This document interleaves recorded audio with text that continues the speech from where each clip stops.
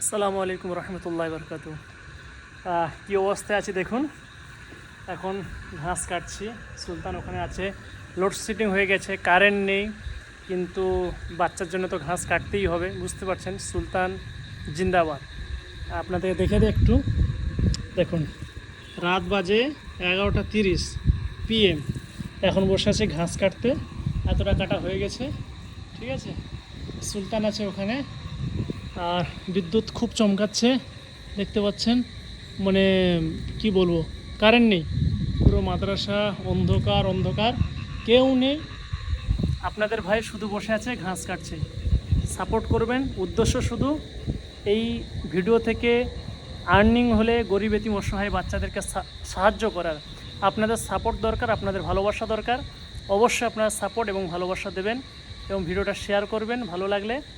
আর এভাবে যেন ভিডিও করতে পারি। ঝড় খুব জোর উঠেছে, এখন দেখতে পাচ্ছেন আওয়াজ কত জোর হচ্ছে, চারদিকে বৃষ্টিও চলে এসছে, আমাকে উঠতে হবে।